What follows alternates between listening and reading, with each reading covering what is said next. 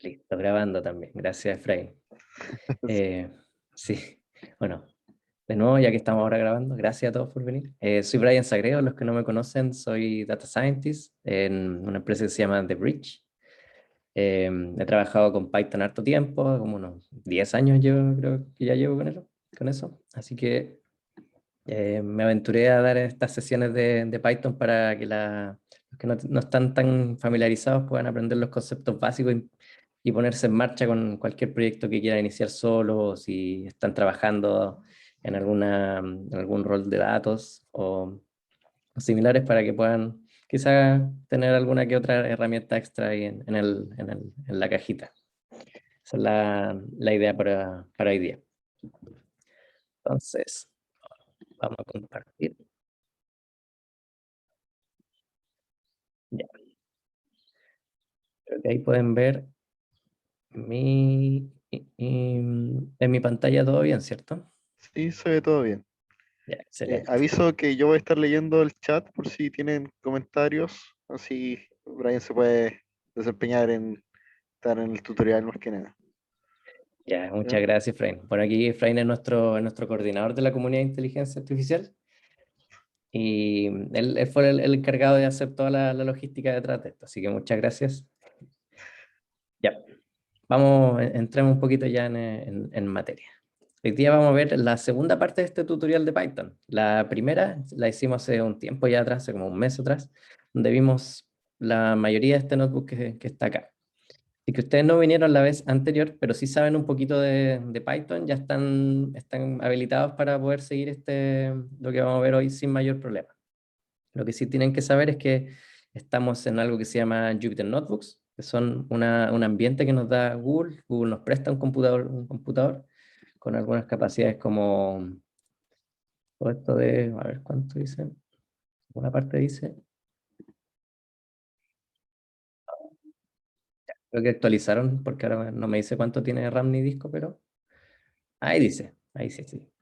Tengo como 12 GB de RAM y 100 GB de disco duro. ¿Qué tal? Gratis de parte de Google.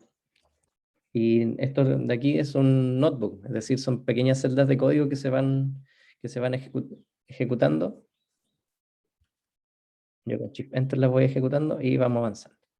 Esa era la introducción. Nos saltamos las diferentes cosas que vimos la vez anterior, como temas de variables sencillas, ver los números, etcétera. Aprendimos sobre listas, diccionarios, funciones, tipos de variables y algunas librerías. Y también algunas de las magias que se llaman de Jupyter, como para medir el tiempo, por ejemplo, que se demora en ejecutar cada parte del código. Y hoy día vamos a empezar con lo último que nos faltó ver la clase pasada, pero con mucha más profundidad.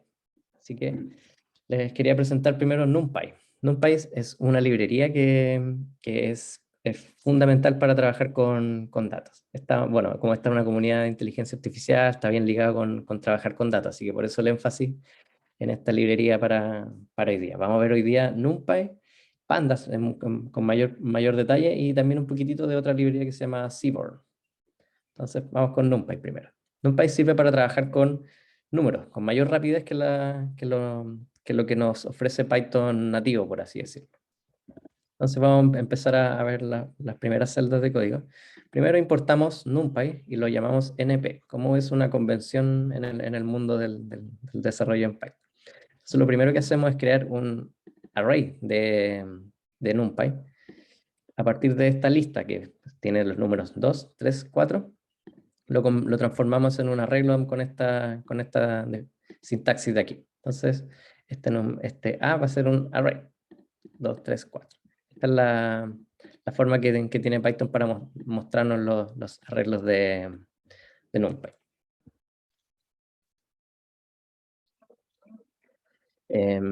Si yo le pongo print a este array, va a imprimirlo de esta manera, bien, bien, bien interesante. Solo nos va a mostrar como si fuese una lista, pero si yo pongo print de la lista, que es lista, me imprime con coma. Entonces, si es que cuando ya lleva harto tiempo uno y ve los códigos, ve cómo se imprimió esto, esto es una lista. Mientras que si lo si uno lo ve así, es todo un array. Son maneras que tienen para diferenciarse un poquito las librerías. Al parecer, un array sí, es como lo mismo que una lista, ¿cierto? Es una colección de elementos en un cierto orden. Pero tiene algunos poderes, algunos superpoderes que están hechos para cómputos numéricos. Por ejemplo, si yo lo multiplico el array por 2, va a ser una multiplicación elemento a elemento. Era 2, 3, 4, ahora va a ser 4, 6, 8 este resultado de aquí.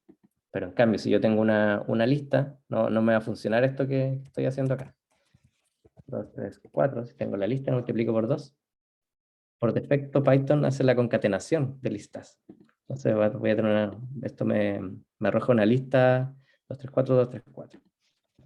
Algo para tener en cuenta. Los arrays funcionan como multiplicaciones, más que concatenaciones en este tipo de operaciones. Entonces, también si yo multiplico el array por sí mismo, me va a hacer una multiplicación elemento a elemento. 2 por 2, 3 por 3 y 4 por 4. Entonces me da 4, 9 y 16. Veo que Efraín está ahí dándonos unas buenas referencias ahí. Están preguntando sobre funciones. Y sí, excelente saber de funciones. Volviendo aquí el cursito, el arreglo dividido por sí mismo me hace una división elemento a elemento. 1, 1, 1. Y ojo, aquí eran números enteros y la división en este caso los convierte a números flotantes, por eso el punto. Son definiciones que pasan en Python 3. Python 2 no necesariamente pasan todas estas cosas. También existe, por ejemplo, una función de NumPy, la raíz cuadrada. Y también, todo es elemento a elemento. La raíz cuadrada de 2, de 3 y de 4. Esto es más bonito. Y los arreglos de NumPy tienen la facilidad para ser multidimensionales, casi por construcción. Entonces aquí yo tengo una lista que tiene dos listas. Entonces recuerden que los corchetes son las listas. Así que la lista 1, 2, 1 va a ser la primera fila y la lista 3, 4, 1 va a ser la segunda fila, por así decirlo. Entonces este array B va a ser un arreglo bidimensional, como lo pueden ver acá, como una matriz, ¿cierto? De hecho, NumPy tiene una manera de convertir esto a una matriz, a un objeto matrix, que lo puedo crear así, a partir de un arreglo B, que sea de 2 dimensiones, lo puedo convertir en una matriz, así.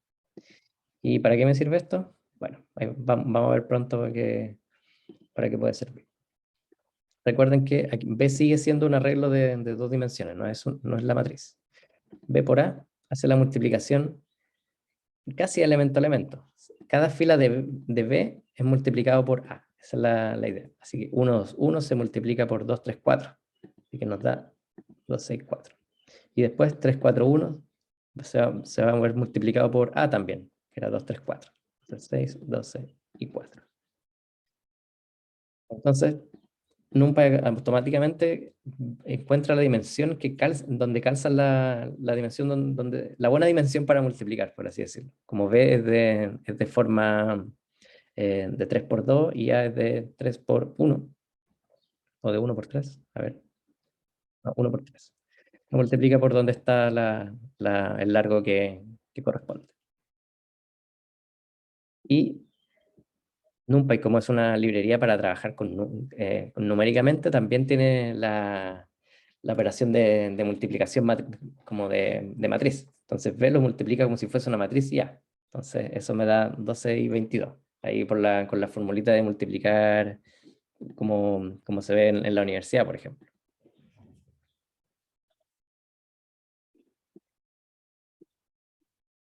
NumPy tiene muchas funciones para hacer cosas convenientemente. NumPy es bueno para reducir algunas líneas de código y que queden cosas bien bonitas. Por ejemplo, yo puedo crear un arreglo con puros ceros, con la forma 3, 4. O sea, tres filas y 4 columnas. Entonces, se ve así. También hay otra función que se llama ones, que va a ser con forma 20 filas, 3 columnas, Y si yo, por ejemplo, multiplico eso por 5, me van a quedar puros 5, ¿cierto? Lo coloco acá, solo 1.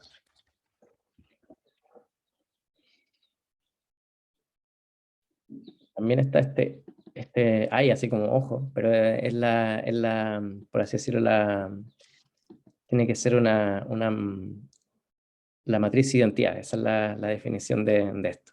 Un arreglo donde la diagonal van a tener solo 1 y el resto ceros.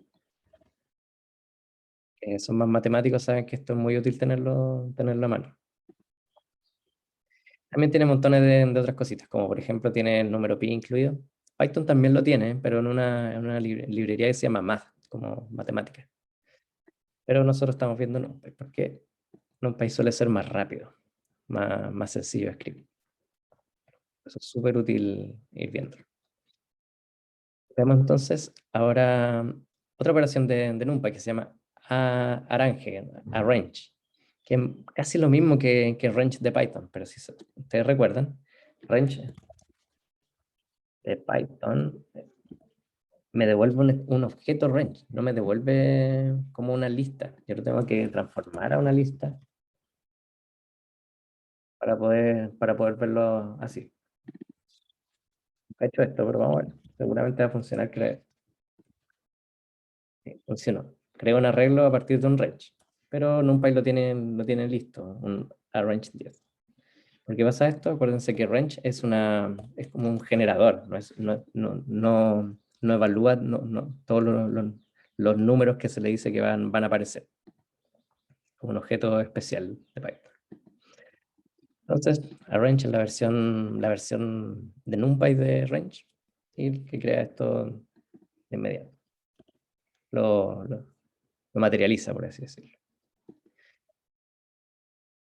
Todos los arreglos de NumPy tienen un atributo que se llama shape, que es como forma, que nos dice las dimensiones que tiene. Entonces, si volvíamos por acá, y ahí le pongo shape de 3×3, como un ejemplo. Y si es que nosotros podemos, si es que las dimensiones calzan, nosotros podemos hacer un reshape, cambiar la forma a 2,5 en este caso. Entonces, 2 filas y 5 columnas. Cambiamos la forma de AR, que era de 0 a 9, ahora va a ser en esta nueva forma. La gracia de hacer todo esto con NumPy es que se hace súper rápido. NumPy viene los arreglos vienen representados dentro de la memoria del computador de una manera muy eficiente. Entonces hacer estas operaciones no cuestan casi nada, son muy, muy rápidos. Lo cual es bueno cuando nosotros estamos trabajando con cientos de miles o millones de registros. Otra función interesante es linspace. Linspace me va a dar un array que va a partir en start, que va a ser 0, va a terminar en stop, y va a tener la cantidad num de números que yo le diga. Van a estar todos X espaciados. Sirve para hacer, por ejemplo, el eje X o Y en algún plot, un grafiquito que queramos hacer. Y bueno, le puse 101 porque así justo calzan y se ven números bonitos. Si lo hubiera puesto 100, no queda tan estético el resultado. ¿Qué tal? Eso es un poquito la introducción de NumPy. Vamos a pasar por así decirlo, a otra área de NumPy, que tienen bastantes, que son los números aleatorios. Por ejemplo, lo más sencillo es crear un número aleatorio. El módulo random de NumPy tiene una función que se llama random, que crea un número aleatorio. Es una distribución, ahí para los más matemáticos, uniforme entre 0 y 1, con 0 incluido y 1 no incluido. O sea, jamás me va a tirar un 1 esto, pero sí podría salir 0 exacto. Entonces, cada vez que yo corra esto, me va a tirar un número aleatorio distinto. Siempre entre 0 y 1. Esta misma función me da la posibilidad de generar 5 números aleatorios. Cada vez siempre me va a generar 5. Podría ponerle 50. Si yo quiero que tengan alguna otra forma, yo le podría poner un reshape.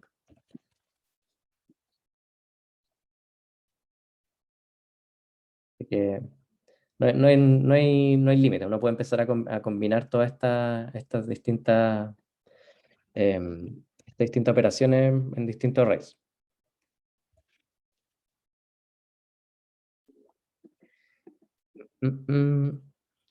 Pero algunas funciones vienen con algunos atajos. Eso que hice del reshape viene incluido acá. Si yo le pongo más de una dimensión, por así decirlo, me va a generar un arreglo con la forma que yo quiero.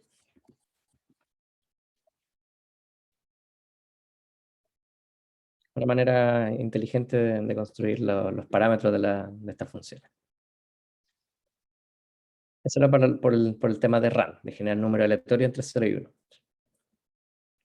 Pero también yo quisiera a veces generar números enteros. Para eso existe la función randint. Randint me genera un entero aleatorio entre 0 y el número que yo coloque acá. Si por ejemplo pongo 1, siempre va a ser 0, porque no hay, es no inclusivo con el último número. Si yo pongo 10, me puede tirar entre 0 y 9.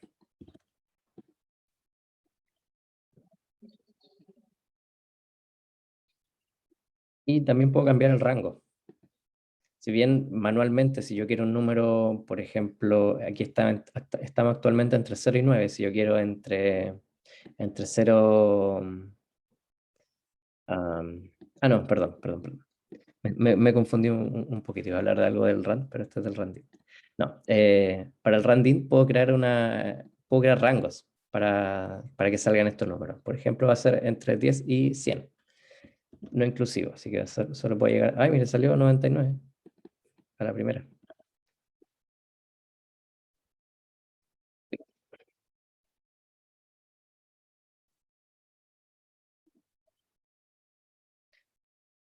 Y si yo le pongo un parámetro que se llama size, también puedo crear más números con la forma que yo quiera, tal cual como lo vimos antes con RAM.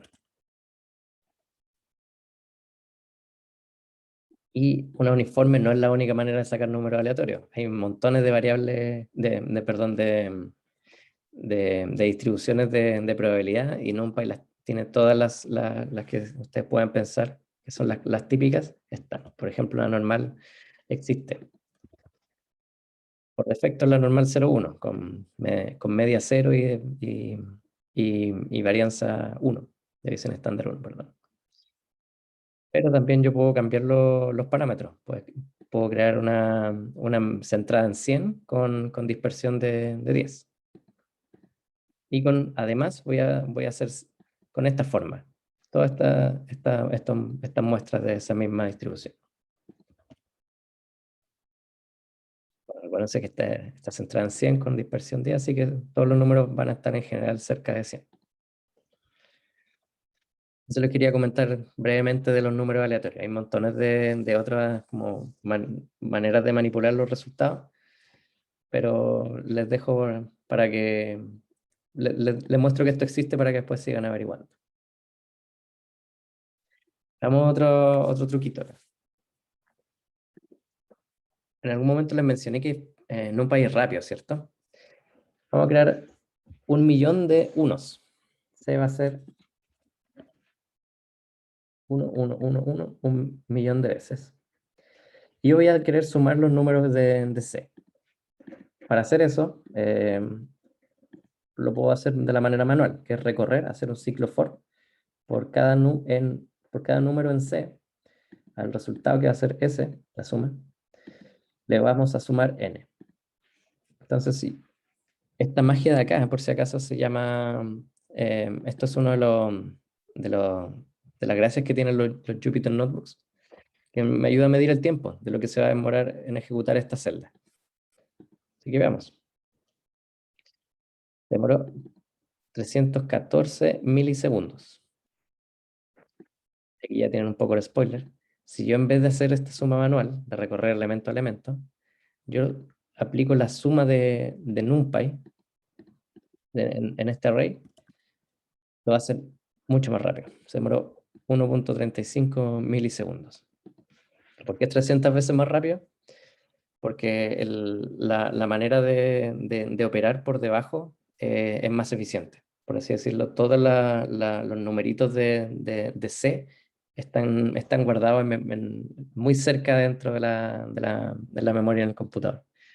Y al hacer esta operación se toma ventaja de los bloques de código que hay y cosas como más al nivel mucho más profundo que no está para para las cosas que nosotros pensamos como el día a día, una abstracción del computador, pero que funciona mucho más rápido. Esa es la gracia de NumPy.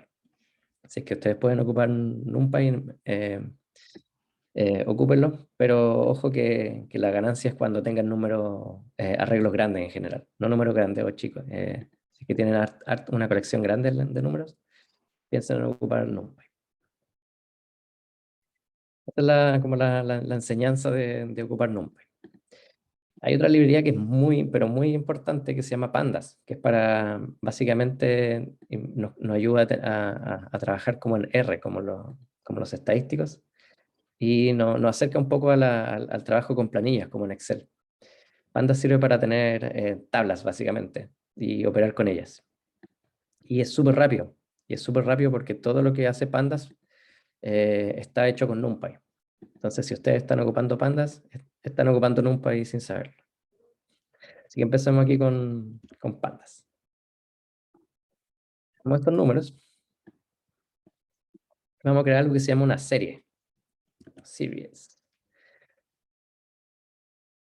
Pandas funciona, les dije que funciona con tablas, ¿cierto? Bueno, las tablas están compuestas de varias columnas y cada columna va a ser una serie. Aquí yo creé las series solas, porque cada una de las operaciones que yo hago en las series se aplica también para las tablas. Ahí vamos a ver. Entonces, S de serie le voy a llamar a esta serie de acá. Cuando Python hace como un display, aquí me muestra lo que es S. Están los números 1, 8, 4, 6 y 77. Y también viene esto de acá, que es el índice que por defecto son los mismos índices de las listas. Recuerden que para hacer los slicing, este es el elemento 0, este es el elemento 1, 2, 3 y 4. Es lo mismo acá. Entonces veamos algunas de las propiedades. Por ejemplo, si le pongo el tipo de S, Python me lo muestra como se llama series. Del paquete pandas, de la parte core series, aquí se define el objeto series. Como en NumPy también tienen shape, forma. Es de largo 5 y no hay más dimensiones. Tienen muchos atributos como esta funcioncita que me las convierte de lista. Las creé como lista y me las devuelve de nuevo como lista acá. Ese convertido a lista es esto. Bien sencillo, ¿cierto? Esto es bien interesante. Todas estas operaciones que ven acá de Python, que vienen como por fuera de Pandas, Pandas se construyó para que funcionen con él. Entonces, el largo de S son la cantidad de elementos, 5. El máximo es 77. El mínimo, 1. Y la suma, 96. Todas ellas funcionan sin problema. También están implementadas todas estas mismas operaciones como atributos. Aquí el atributo del tamaño, esta es una función que viene como interna en el objeto S. El máximo de S, el mínimo de S, la suma de S. Toda esta función. Ojo que me devolvió como una especie de tupla. Cuando yo hice esto acá implícitamente estoy diciendo que es una tupla.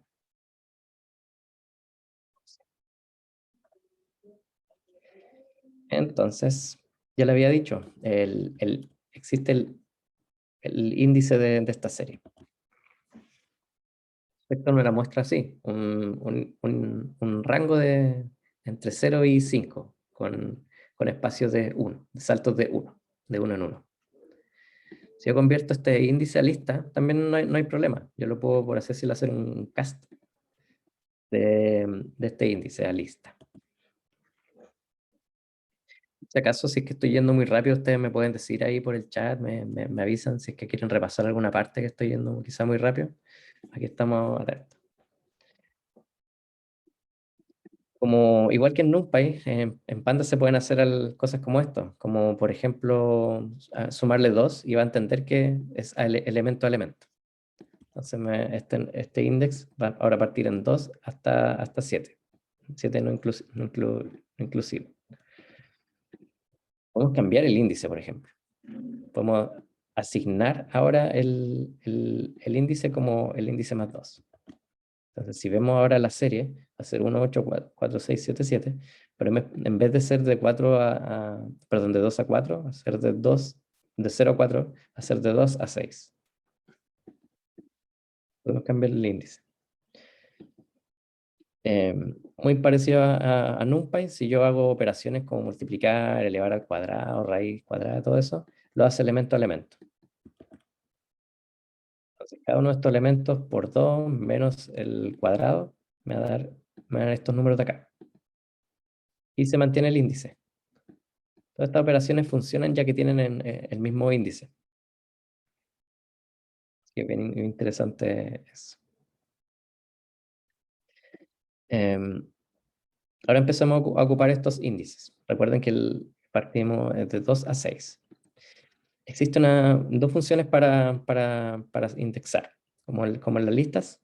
En la lista ocupamos esta sintaxis.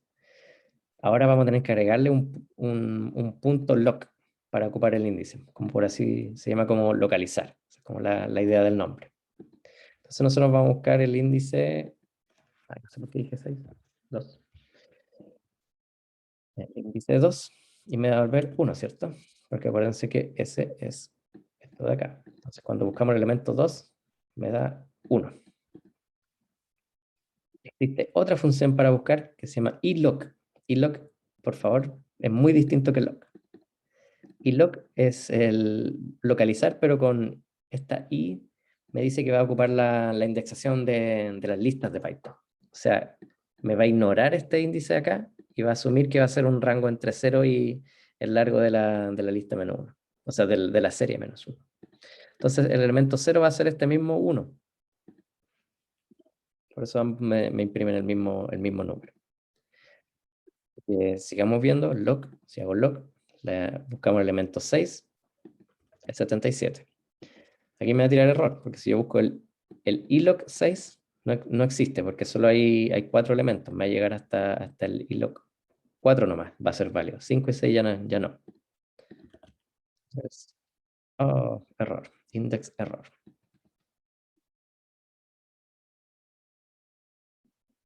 Estamos fuera de los límites, me dice. Voy a comentarlo para que corran todas las celdas bien. También se puede hacer todos estos truquitos de slicing que se llaman de Python. Vamos del elemento 2 hasta el 4. Mucho cuidado, sí, porque a diferencia de las listas, aquí sí es inclusivo, de 2 a 4 y va a incluir el 4. Sí, para tenerlo presente. Pequeña diferencia, que cuando uno está teniendo un problema se da cuenta que existe.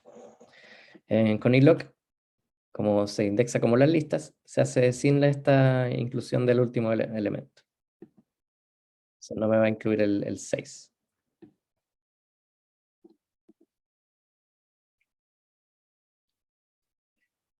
Eso solo les quería comentar por ahora de los índices. Ahí pasando a otro tema bien distinto. Nosotros vamos a querer filtrar muchas veces nuestras tablas. Lo podemos hacer de esta manera. Nosotros hacemos una operación, esta va a ser una operación como booleana, por así decirlo. Me va a dar verdadero o falso. Entonces los elementos que sean mayor a 4 me van a salir true. Y los que no, me van a dar false. La gracia de esto que se llama una máscara es que nosotros lo podemos ocupar para filtrar. Esto es muy interesante. Aquí vamos a dejar todos los elementos de S en donde se cumpla esta máscara. Entonces solo me va a mostrar los que aparezca true. Son elementos 3, 5 y 6 según el índice. Que son los de acá. sea, imprímeme esta serie, pero solo en donde sea mayor a 4. Súper útil. Si nosotros empezamos a ocupar condiciones más complejas, vamos a poder hacer básicamente queries, para los que conocen más de SQL. Estas son como formas de hacer queries en pandas. Nosotros nos podemos encontrar muchas veces con elementos nulos. Yo aquí lo creé por defecto el elemento nulo que se llama none, que viene de NumPy. Cuando yo leo, por ejemplo, algún archivo y hay archivos faltantes o no se lee bien, va a aparecer un none, como por defecto para lo que no se encuentra, que es none significa not a number. Veamos esta lista, o sea, perdón, estas series, le puse 2, porque es la serie 2. Sumémoslo todos sus elementos. 21. No hubo problema, ¿cierto? Pero en cambio, si hubiera creado esto como un array, va a ser la misma lista, pero versión array de NumPy. Si yo lo sumo, no funciona. NumPy es mucho más estricto con lo que hace. Si es que encuentra un elemento nulo, no existe la suma, porque no podéis sumarle un número a un nulo. Pero Panda no se complique, me suma todos los que sí puede. Hay varias operaciones para lidiar con estos nulos. Por ejemplo, aquí podemos fill null, como rellenar los nulos con, por ejemplo, 0. Pude haber dicho con 999. Rellénalos con este número. Una función súper conveniente. Y también podemos hacer un drop null, que va a ser eliminar a los elementos nulos. Algo muy importante acá, cuando yo digo eliminar los nulos, yo no afecto a S2. S2 sigue tal cual. Sigue igual a cuando lo creé. Yo no voy a, cuando yo hago esto, básicamente yo creo una copia de S2 donde se voten los nulos. Lo mismo que acá. Creo una copia de S2 donde se rellenen por 999. Para modificar S2, lo tengo que hacer así. S2 igual a esta nueva copia. Así actualizo los valores. Perfecto, todas las operaciones que se hacen acá en Pandas son con copia. O sea, no me van a sobreescribir la serie o tal. A veces hay esta opción que se llama in place. Si hago in place true, sí lo va a hacer sin copia, va a efectivamente modificar ese 2, pero tengo que decirlo explícitamente. Por defecto me va a decir esto que está en false. Entonces, si hago esto no me imprime nada, porque solo modifica ese 2, no devuelve ningún valor. Y ese 2 sí se ve modificado. Bien interesante para tenerlo en consideración. Esto es útil hacerlo para cuando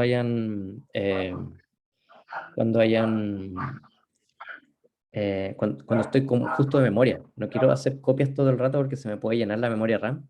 Este in place aquí me viene a salvar porque no estoy gastando memoria extra en generar una nueva copia.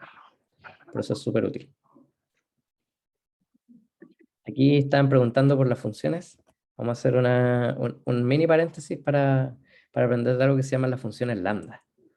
No sé si alguien lo habrá escuchado, pero primero, antes de ir a eso, vamos a crear otra serie que va a tener estos datos ABC.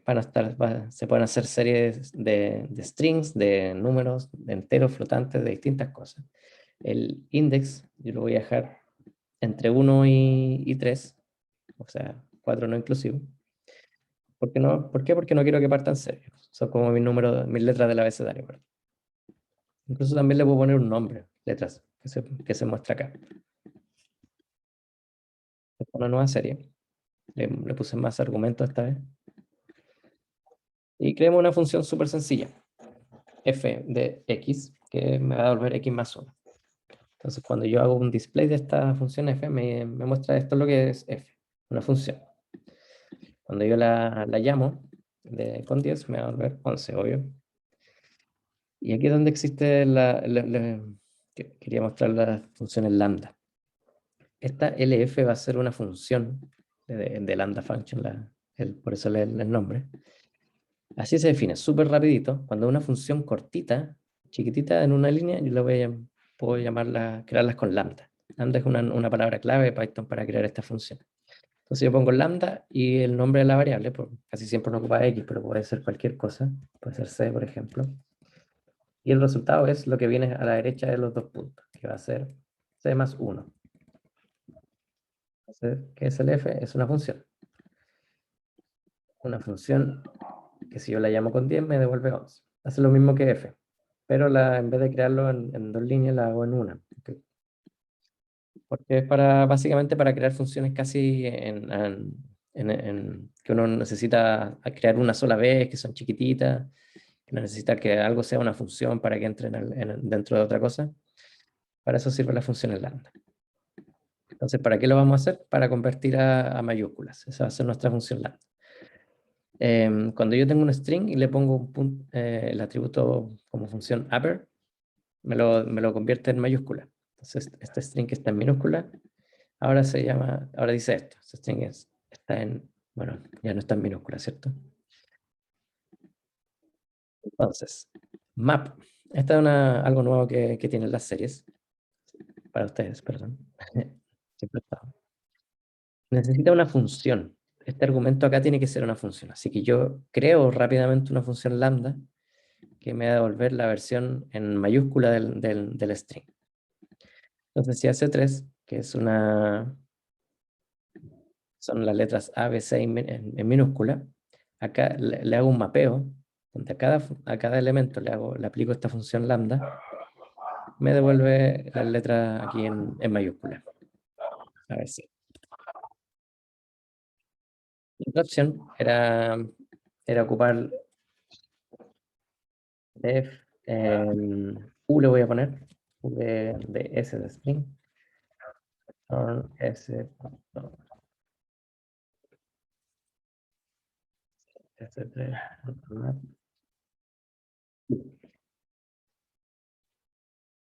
y hago lo mismo. Pero acá en una línea. No necesariamente es mejor, pero para cuando uno ya está más acostumbrado a veces a hacer esto, quita un poco de tiempo. Deja más limpio el código, para que definir tantas funciones tan chiquititas, si las voy a ocupar solo una vez. Lo anterior no modificó el objeto. Tal cual como lo había mencionado, recuerden que esto genera copias, no modifica el elemento. No sé por qué elegí esto, ¿no? Se me escapó. Si yo pongo S3 más S3, me da A, BB y CC. ¿Por qué? Porque A más A es AA. Son la concatenación es por defecto para los strings. Súper inteligente Panda, me hace las cosas elemento a elemento. Vamos, pues, algo súper común es tener elementos duplicados. Como uno trabaja con ellos, ahora vamos a verlo. Yo aquí creé otra serie con números varios repetidos. 1, 1, 3, 3, 1, 5, 6, 7. Tengo una función para esto. Drop duplicates me bota todos los duplicados. Solo me va a dejar el primer elemento que aparezca de cada una de las, por así decirlo, como las clases de números que hay. Entonces el 1 solo me deja el primero. 1, 3, 5, 6, 7. También hay otra función que es bien parecida que se llama unique. Unique me devuelve un array de NumPy con todos los elementos únicos que hay. No necesariamente aquí salen ordenados, por si acaso. No de menor a mayor, digo. Hay otra función más, se llama value counts, que me cuenta cuántas veces hay cada elemento. Aquí es súper interesante esto, porque el índice de este resultado de acá son los números que yo quiero ver cuántas veces aparece. Entonces, el número 1 aparece 4 veces, el número 3 aparece 2 veces y el resto aparece solo una vez. Bien interesante esto, aquí que me devuelva como índice los números que yo quiero ver, los conteos, el recuento.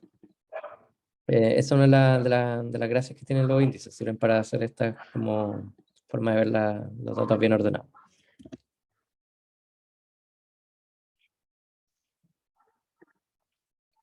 Ahora vamos a ver las tablas. Las tablas aquí de Pandas se llaman data frames, que emulan los data frames que hay en el lenguaje R, para los que lo conozcan. Y yo voy a crear uno a partir de un diccionario de Python. Aquí yo manzanas y le asigno una lista, naranjas, una lista, limones, otra lista.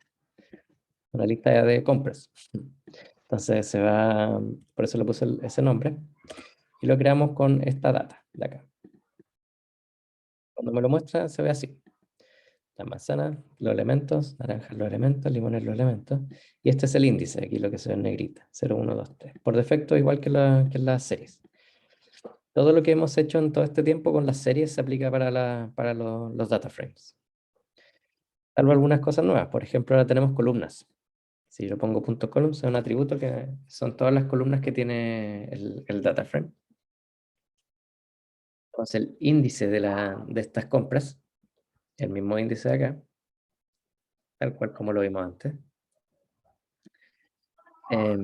Podemos asignarle un nuevo índice. Aquí no necesariamente tienen que ser números, pueden ser cualquier cosa. Yo le voy a poner un strings. A todo esto un pequeño disclaimer. Cuando yo digo cualquier cosa, puede ser cualquier cosa no mutable. No le puedo poner, por ejemplo, colocar una lista como el elemento. No puede ser ningún objeto que pueda cambiar. Cosas que no cambian son números, strings, por ejemplo. Por eso sí me funcionan como índices. Cambiamos los índices. Entonces ahora vemos que en verdad esto era una lista de compras para distintas personas. Pepito tiene que comprar tantas manzanas, naranjas y limones, y así para cada uno de ellos.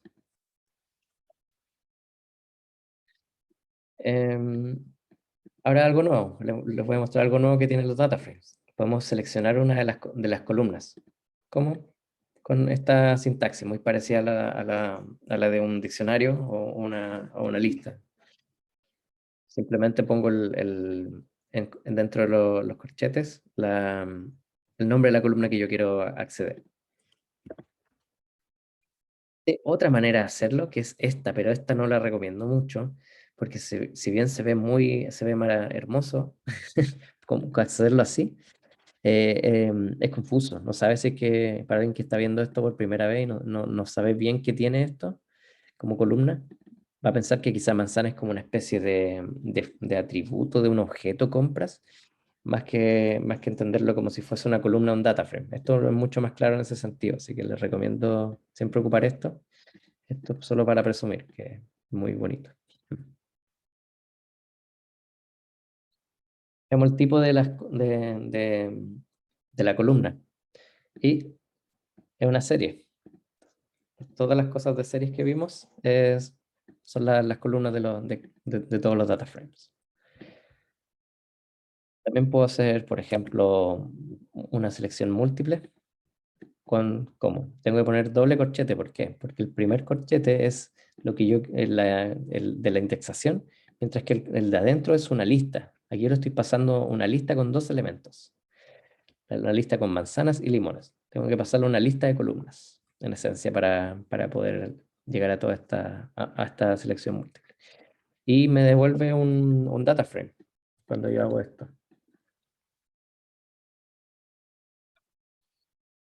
Por así decirlo, un subdata frame es un data frame también. Voy a dejar como una celda aparte.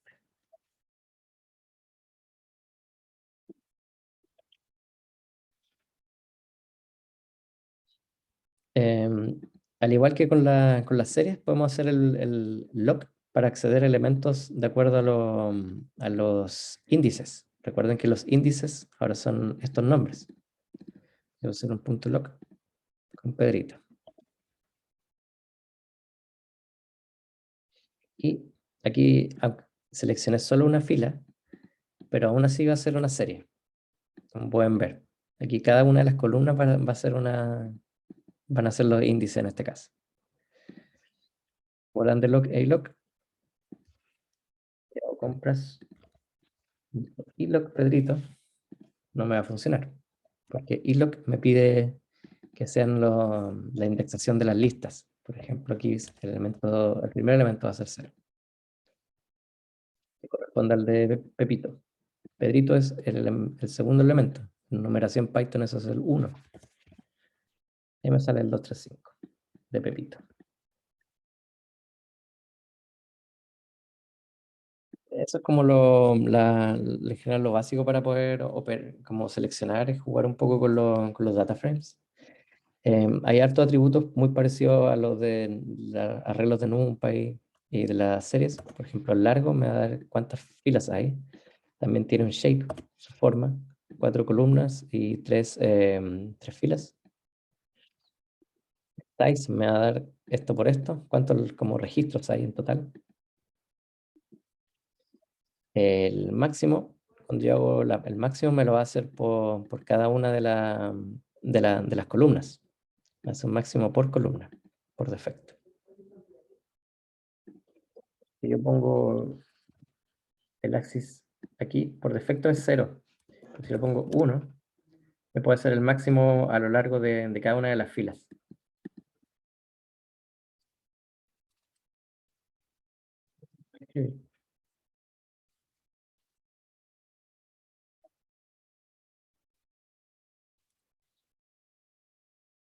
Lo mismo con el mínimo y la suma. Todas estas funcionan con el parámetro axis, el eje 0, eje 1. Todo esto de los axis también funciona en NumPy, por cierto. Creo que no se me escapó comentárselo. Pero todas estas son cosas inspiradas en NumPy. Existen estas funciones que se llaman head y tail. Head es cabeza y tail es cola. Entonces, cuando yo pongo head, solo me agarra los primeros 5 elementos. Pero como esto es chiquitito, solo tenía 4 filas, yo puedo delimitar a los primeros 2 elementos. Lo mismo que si hiciera un iloc 02. Y aquí la cola, los últimos 2 elementos. Si tengo algo grande, puedo poner la cola 10, millón, no sé. Aquí le pongo 2 para que se vea.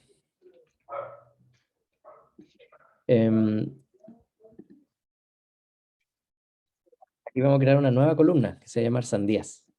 Le voy a colocar estos números. Y así de simple creamos una nueva columna para el data frame. Y esto sí afectó el objeto, por si acaso. Ahí está. Tenemos también sandía en la lista. Por defecto me toma el orden para asignar estos. Si yo, por ejemplo, fuera más complicado, pude haber creado una serie y decir que la serie va a ser la nueva columna y podría conversar quizá con los índices y podría estar hasta desordenado y que se entendiera. Pero no lo hicimos esta vez.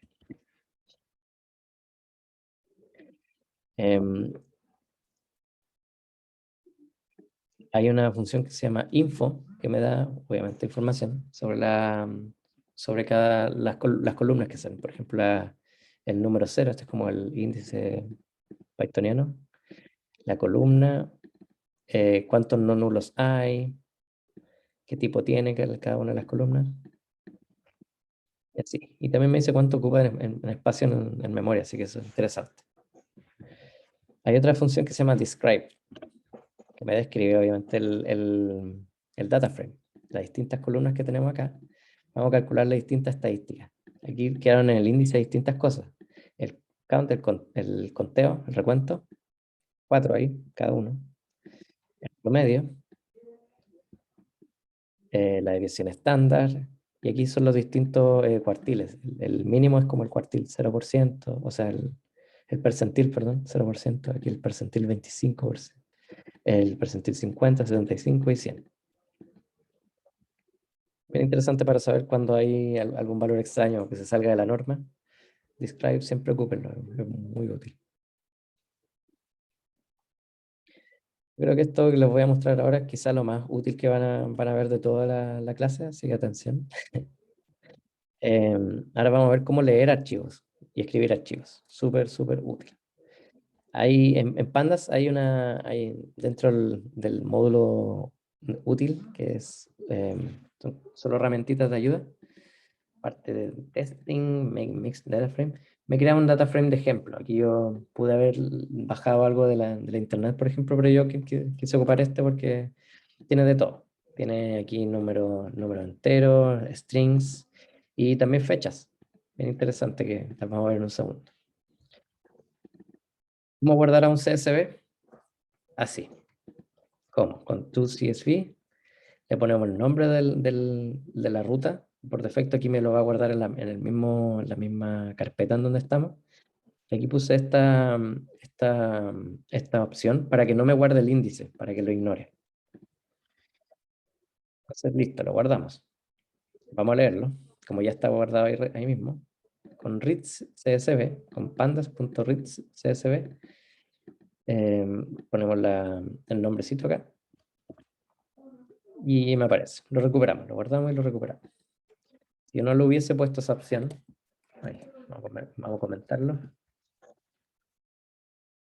Si ahora sí, por defecto le pone este nombre. Unnamed 0 es la columna sin nombre 0. Así que no entendió que era un índice. Eso básicamente pasó. Yo, por ejemplo, hay una función que se llama drop.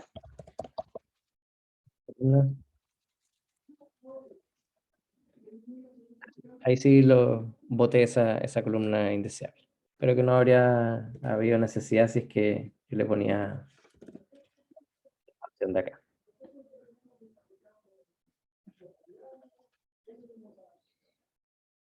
Vamos a ver cómo guardar un Excel.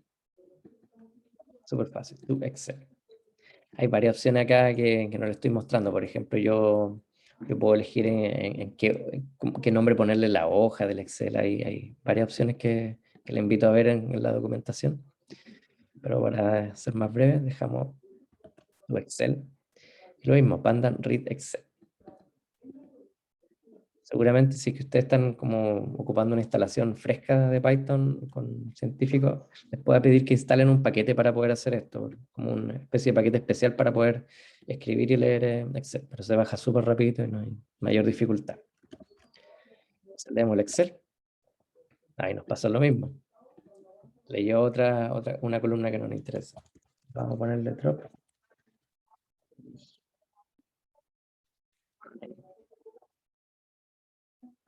No me interesa. Ahí está. Es súper útil. Mucha gente se va a haber enfrentado a esto bastante en su vida. Vamos a ver la fecha ahora. Ya son casi las 7, cómo pasa el tiempo. Vamos a ver un poquito aquí. Recordemos que era mix. Mix son nuestro mix de números, strings y fechas. Vamos a hacer un doble clic ahí en D, en la columna D. D tiene un tipo de variable que se llama datetime 64. Hay todo un paquete en Python que se llama datetime, tal cual como esto. Pero aquí Pandas lo tiene incluido, entonces no es necesario trabajar con ese paquete. Cuando yo veo el elemento 0, aquí es lo mismo que cuando yo no coloco nada, se entiende que es un log, por cierto. Y por rojito no lo había escrito. T. T va a ser un timestamp. Ese es como el nombre en concreto que tienen estos objetos. Cómo se materializan estos de acá. T va a ser este timestamp, este tiempo. El 1 de enero del 2009 a las 0,0,0.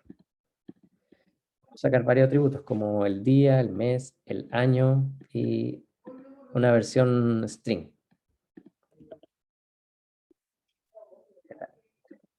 No solo está esto, también hay second, por ejemplo. Los segundos. Ay, me faltó una combinación. El segundo 0. Está la hora, hora, minutos, segundos, incluso creo que milisegundos también. Lo vamos a dejar acá por ahora con fecha solamente. Yo a este tiempo le puedo sumar con un objeto que también Pandas nos proporciona, que se llama time delta. Time delta es un delta de tiempo. Vamos a sumarle 20 días. Aquí yo puedo ponerle distintas cosas, aquí como semanas, años. En este caso son 20 días. No existe mes, por cierto, porque los meses duran distintos días. Tiene que ser más concreto. Y también lo puedo hacer elemento a elemento para toda la columna. Para toda la columna D, sumémosle 20 días. O sea, acuérdense que el 1 de enero, ahora el 21 de enero, 22, 23 y así. Ahora vamos a ver otro data frame que viene como dentro de pandas, como para hacer Y testeos. Benjamín pregunta si puedes calcular la Ah, diferencia en minutos entre dos fechas o en segundos. sí, sí, sí se puede. Si yo pongo T,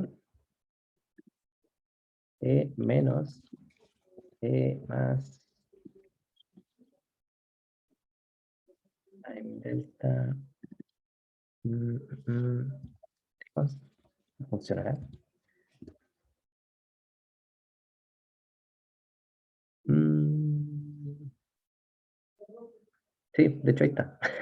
Hicimos una resta entre un tiempo más el mismo tiempo más un delta. Y ese básicamente va a ser menos este delta, que va a ser menos un día, pero más 23 horas con 59 minutos con 40 segundos. Es como para decir que se cambiamos el día, pero solo fueron 20 segundos de diferencia. Está interesante. Y todo esto, seguramente le voy a poder sacar los segundos. Ahí está, 20 segundos. Oh, ¿por qué me salieron 86.000 segundos? Algo puede que no esté considerando por acá, pero está bien interesante. Pero sí, obvio que sí se puede calcular la diferencia entre dos, en daytime. Daytime se supone que son fecha y tiempo. Aquí dice lo que dice, no sé por qué no me funcionó. Yo esperaba que fueran 20 segundos, pero no todo sale bien en la vida. Menos cuando uno lo está haciendo ahí improvisando, pero, pero sí, sí Sí, que se puede. dijo genial. No sé por qué no me resultó. Yo confiaba plenamente en que iba a resultar, pero no.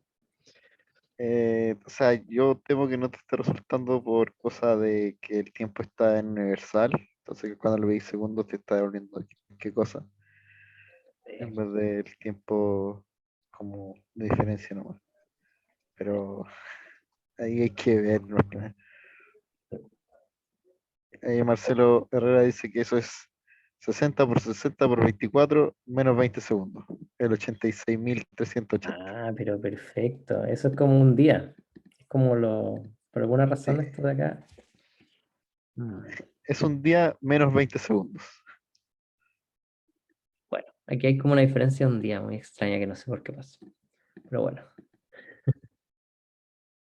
Pero sí, eso, ese es el comentario. Muchas gracias, Benja. Lo importante es que se puede. Hay que siempre darle un tiempo premio para el que no se bugue. El premio no está definido, Efraín es el encargado, él va a definir el premio. Entonces, volvamos aquí a la fecha. Ya, pues aquí teníamos un data frame, pero está indexado por fechas. Las fechas no son inmutables.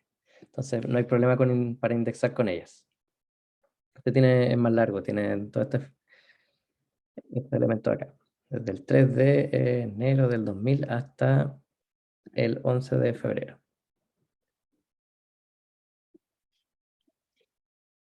¿Para qué creamos esto? Para ver lo siguiente que está por acá. Vamos a hacer una división de este data frame. Tenía columnas A, B, C, D. Entonces yo voy a crear dos como subdata frames, que va a ser el AB y el CD. FAB,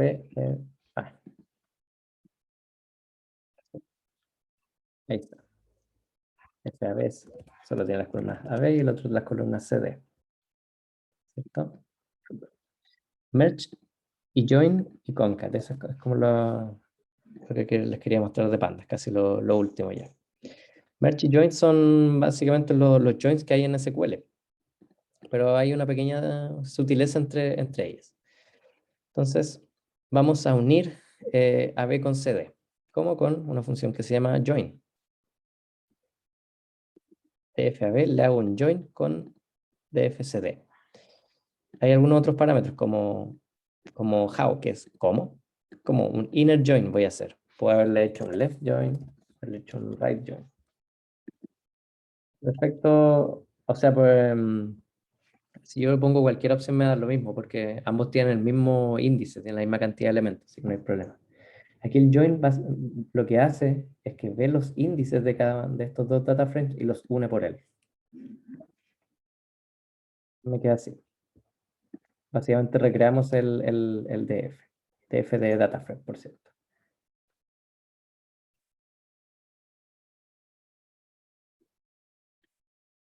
DF a B. A ver, a ver, a ver, a ver. Sí. Ok. Les voy a mostrar qué pasa si es que yo le hago un reset index a DF a B.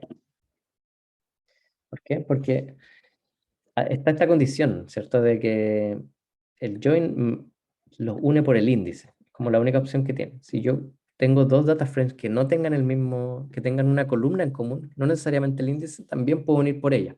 Esa es la gracia de merge, en oposición a join. Entonces vamos a crear esos data frames. Primero teníamos el DFAB, así. Yo le pongo reset index, me va a tirar el índice como una columna más y va a crear un nuevo índice, un range, entre 0 hasta todos los números, elementos que hay. Y me queda otra columna que se llama index, pero que no es el índice. Y después voy a hacer un rename. Rename me cambia el nombre de algunas columnas que yo quiera, ¿no? En base a este diccionario que le doy. Así que index ahora va a ser T. Ahí está, para que no sea tan confuso. Entonces tenemos ahora la columna T, A y B. Vamos a hacer lo mismo para los dos. A, B y CD van a ser ahora estas versiones transformadas. Y yo puedo hacer merge para unirlas. A el dataframe AB lo uno con CD como left, o sea, vamos a unirlo a partir no del índice AB, sino que o sea, sí del índice AB, perdón. ¿Y en qué columna? En T. Va a buscar una columna que se llame T en ambos data frames y las vamos a unir por ella. Y ahí funciona también. Me creo este nuevo data frame que une al DFAB y el DFCD en la columna T. Incluso pueden llamarse distintos. Yo le pongo distinto como on left, en la izquierda busca esta columna y on right busca esta otra columna. Hay montones de opciones para hacer esto eh, más sencillo, por así decirlo. Pero merge es más flexible que join. Eso es como el mensaje que les quiero dar. A mí me gusta mucho más merge, más flexible. Y esa es una manera de, por así decirlo, unir las columnas de los data frames. Pero yo también puedo alargarlo por las filas. Entonces tomemos este mismo data frame de fecha y partámoslo. Todos los que tengan una fecha menor a esta y una fecha mayor o igual a esta. Ojo acá, dice algo bien interesante. Lo datetime, si yo le pongo mayor o menor a un string que representa una fecha, igual lo va a entender. Python hay buena onda, se esfuerza, o sea, Pandas en verdad, se esfuerza para que el código sea sencillo. Entonces todas las fechas que sean menores a esta van a estar en ini y en fin van a estar todas las mayores. Este va a ser ini. Todas las que son menores al 20 de enero. Hasta el 19 me llegan. ¿Cómo las puedo unir? Con concat. Pandas concat. Y tengo que pasarle una colección de data frames que tengan las mismas columnas e índices no necesariamente iguales. Y ahí funciona. Básicamente los concatena, como el nombre dice. Concatenemos ini con fin. Esta es una lista de los dos data frames que creé en este instante. Eso era lo que les quería mostrar de pandas. Como ya pudieron ver, tienen montones de maneras de tratar con datos.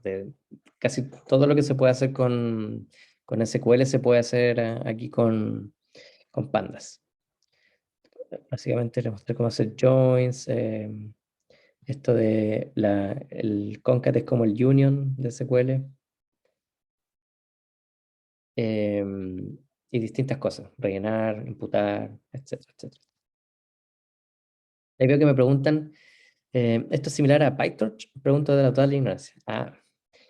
No, es distinto a PyTorch en el sentido de que PyTorch es como más parecido a NumPy. PyTorch crea como matrices para trabajar con números, muy parecido a NumPy. Y además tiene la gracia de que se sirve para hacer modelos de deep learning, ahí para hacer todo ese aprendizaje automático súper rápido. Y se conecta súper bien con la GPU de los computadores para hacer cálculos súper rápidos. Esa es la gracia de Python. Pero entre similitudes es muy parecido a NumPy, PyTorch. La, la respuesta. Ahí está, bueno, estábamos cerrando el tema de pandas. Esto es lo último que les quería comentar hoy día, que es como un tema aparte, cómo hacer un poco de visualización. Está bien chiquitito, ya estamos terminando. Nos pasamos un poquito, o sea que vamos a demorar menos, pero bueno. Matplotlib es la librería por defecto para hacer gráfico en Python. Todas las librerías de Python básicamente ocupan Matplotlib, pero lo hacen más bonito o más accesible. Entonces yo para plotear números, 1, 2, 5, 3, invoco bueno, PLT, este módulo de Matplotlib para hacer los plots, que siempre se llama PLT, como por convención. Así que vamos a plotear 1, 2, 5, 3, vamos a poner la etiqueta del LGI, que hace numeritos, guardemos la figura como con este nombre, y show, para mostrar el gráfico. Si yo no hago el show, igual lo muestra. En realidad es como innecesario ya en esta etapa de la vida. Así que ahí tenemos nuestra línea. Hay distintas formas de configurar esto. Si pongo esto, en vez de una línea me lo va a mostrar como estrellita y otras cosas. Aquí es como les muestro para que sepan que se pueden hacer algo que se llaman subplots. Subplots y con esta numeración bien compleja la verdad, es súper fácil perderse de donde estoy ploteando. Aquí voy a hacer 3 grafiquitos con los nombrecitos, grupo A, grupo B, grupo C. Vamos a plotear los nombrecitos con los valores, que son 1, 10 y 100. A la izquierda vamos a hacer un gráfico de barra. El del medio va a ser un scatter plot, que son puntitos. Y el otro va a ser un plot que por defecto es línea. Y se ve así. Aquí hay distintas opciones. Es con el supertítulo y así.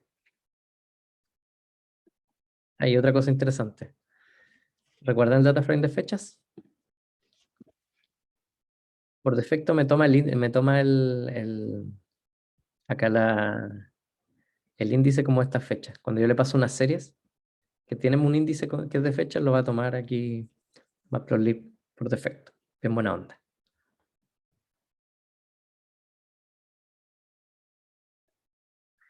Me quedó un poquito feo este gráfico, ¿cierto? Ahí no se veía nada con la fecha. Entonces podemos hacer una reglina acá. Creamos como una figura con este porte que va a ser de 10 creo que por defecto es como pulgadas, no me acuerdo cuál es la definición de estos numeritos, por 5 de alto. Va a ser el mismo grafiquito, se va a ver mucho mejor, ¿cierto? Estos gráficos acá funcionan, pero no son tan como bonitos, por así decirlo, en general. Entonces vamos a ocupar otra librería que se llama Seaborn.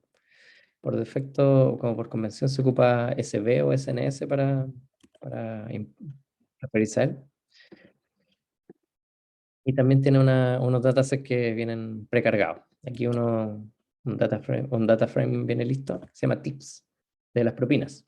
Entonces, básicamente me dice la propina total, la cuenta total, la propina, el sexo de la persona, si fumaba o no, el día, Sunday de domingos, sábado, sí. ¿A qué hora? ¿Qué tamaño? Entonces, por ejemplo, quiero ver cuántos hay por... Ya. Hay algunos que son como en la cena y otros al almuerzo. Solo eso quería ver.